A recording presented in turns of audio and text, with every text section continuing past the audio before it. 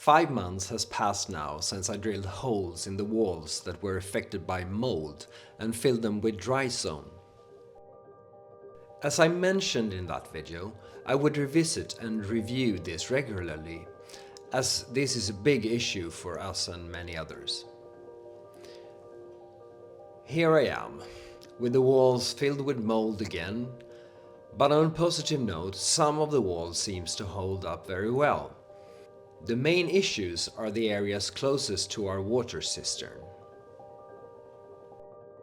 So this is part of the wall that we already fixed, and I don't know if it picks up on the camera, but you see we have some fresh new mold here, which goes up here. I honestly can't really say where that is coming from. It is a little bit weird. But I'm gonna start by taking this away. I actually glued that in place. But we're gonna take that out now, and we're gonna see if we can find any problems down there, and if there's something we can do to fix that.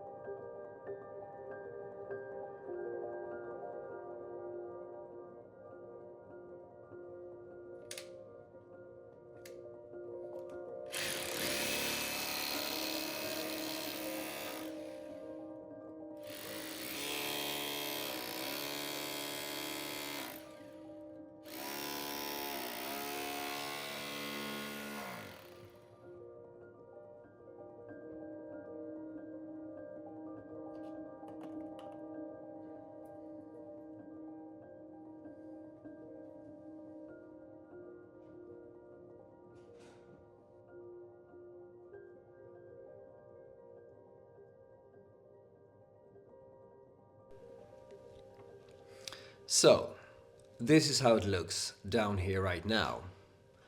The small grey pipe is the condensation overflow from the AC unit in the bedroom. This wall has a waterproofing as well as the entire hole, but it doesn't seem to work. The whole space is not very damp, it's actually quite dry. I'm frankly not entirely sure why I'm having these issues again.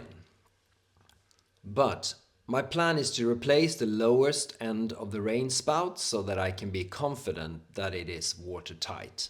And I will also extend the spout from the AC unit so that it empties straight into the water cistern under our house. So we're on our way up to the roof here. I'm going to try to see if I have some sewage pipe that we can use for this. So I keep a little bit of. Unfortunately, I couldn't find any of the big pipe, so I'm probably gonna have to go buy that. But I'm gonna go down and have a measurement of the pipe that's already in there, so I can find something that is of a similar size.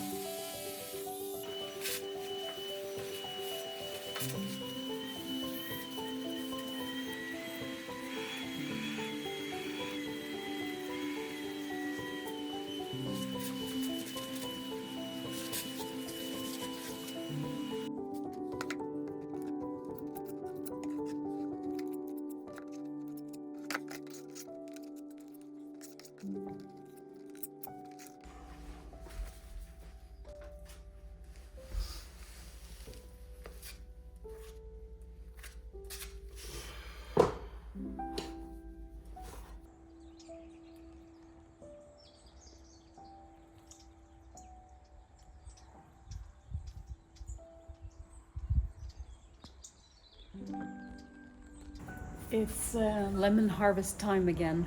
We come here in the winter and short and intense periods of time, and if I wait, I think till the next time, a lot of these will have fallen down. So I've been racking my brain of what to do this year, and I'm gonna do a batch of preserved lemon. I love to use that with the roast chicken and even in dressings and salads.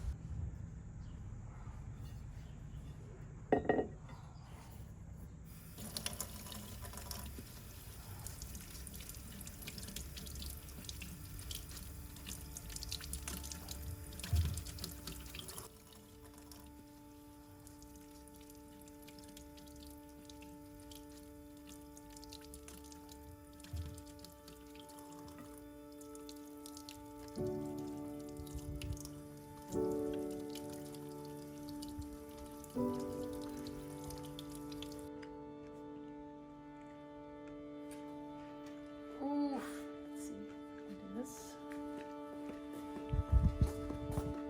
I'm gonna leave them here in the sun now to dry out.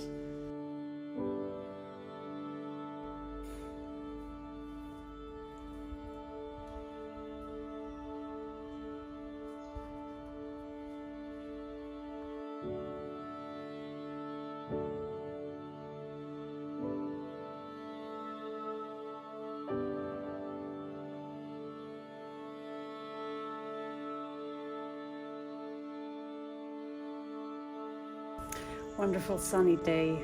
I've got most of the ingredients that I need here now, so I thought we'd start with the preserved lemons. I did it last year and did a big jar that I have at home in the house in Malmö, and I use it in dressings and marinades, and it's a wonderful addition to roast chicken, which I love to make at least once a month. So super easy, follow along. We're gonna try to find new ways to use the lemons. So if you have any ideas, I am super happy to hear from you. But yeah, here's one of them. Somebody recommended doing a little starter for the fermentation to have enough juice, and that's to make a little lemon juice with salt in the bottom. And so I'm gonna do that, which is something you can choose to or not. If they're very juicy when you press them down, it's not necessary.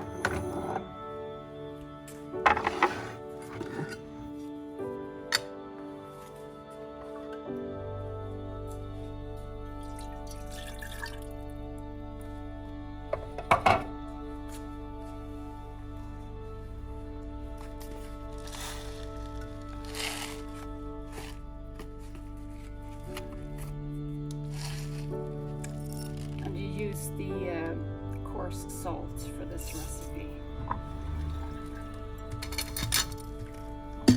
So the recipe calls for 8, 2, 3, 4, 5, 6,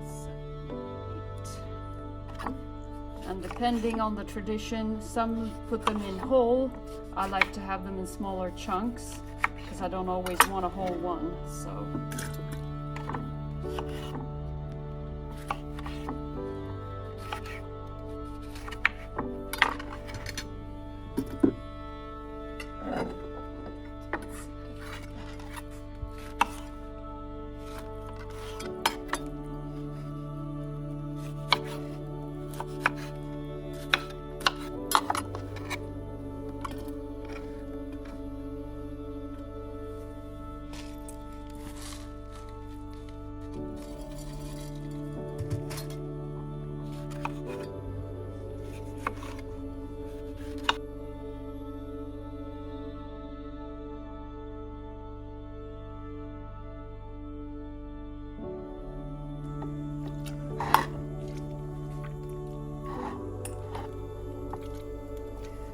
So basically what you want is that you want all the lemons to be under surface of the liquid.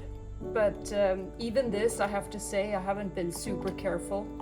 It's very hard to fail with this fermentation because of all the salts in there.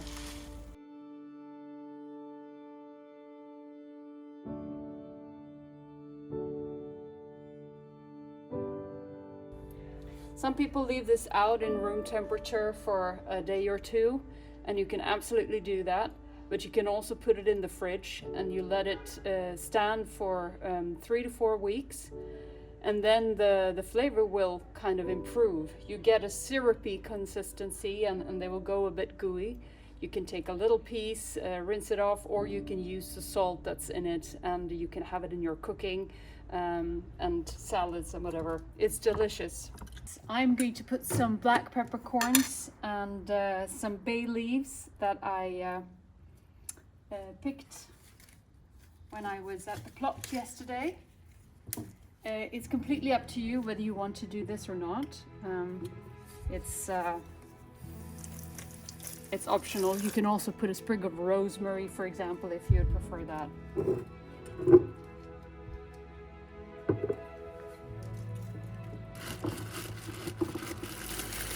And this step here is to submerge the lemon under.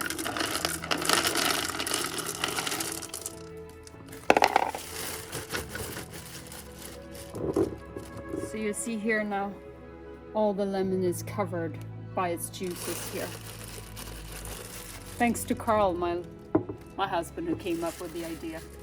I didn't have anything that fit into the bucket. So now I'm gonna put this baby in the fridge, and when we come here in the summer, we can use it for our barbecues and sauces. Delicious, simple, and super cheap.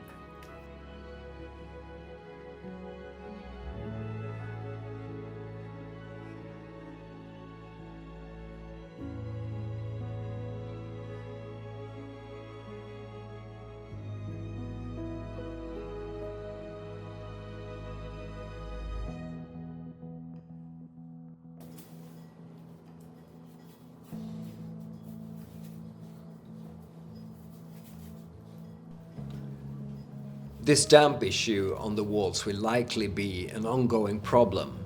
Homes built using old techniques often face this. It's impossible to fully eliminate. The real issue here is the poor foundation, making the lower walls essentially a sponge sucking up water from the ground. While this can't be completely fixed, I'm taking steps to mitigate it. In my next project, I'll ensure proper insulation from the start. The dry zone injection product works to create a water barrier in the wall to help prevent damp from rising too much from the ground. That's my theory anyways. So now that I've upgraded the draining spouts and refilled the problem areas, let's see if it holds. Overall, I am not convinced about this product. Time will tell. If you have any other suggestions on how to fix this problem, please leave a comment.